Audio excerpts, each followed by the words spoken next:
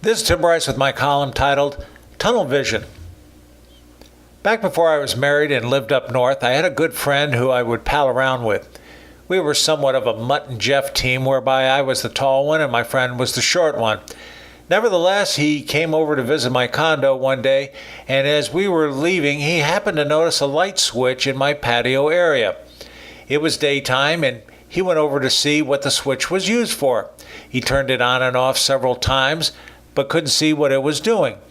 Unbeknownst to him, the switch was used to turn on and off an outdoor globe light, which was located just 3 feet above his head.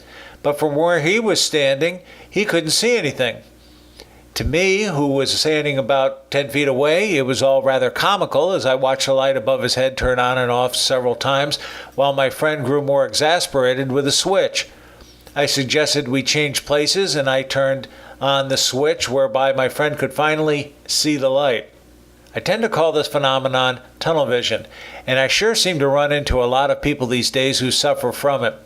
We see such people in the office all the time, but you can also see them driving on the highway or pushing a shopping cart in the store.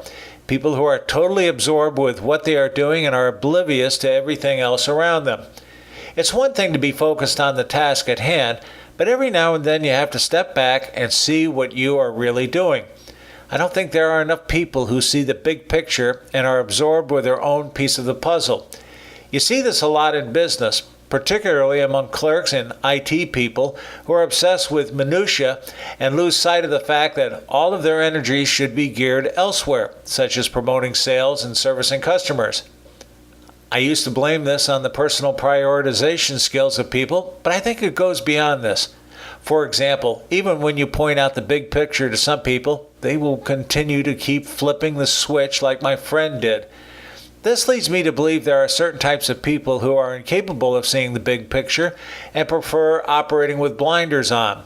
I think this goes back to personality types, such as type A, B, C, and D, whereby some people can conceptualize and others need more detail.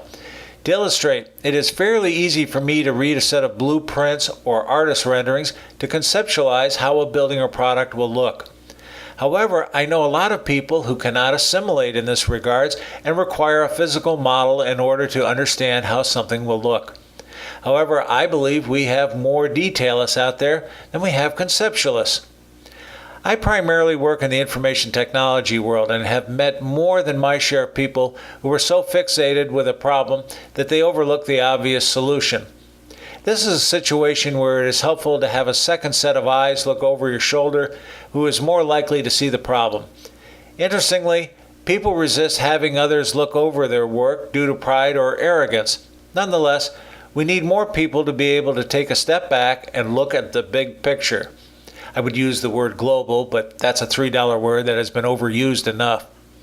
But to stubbornly remain blinded due to tunnel vision does everyone a disservice, particularly yourself. If you keep switching on and off a switch and see no apparent results, perhaps it's time to step back a few feet or let someone else take a look. Just remember, the obvious is not always obvious. Friends, keep the faith. This is Tim Bryce of Palm Harbor, Florida. Follow me on the internet at timbryce.com.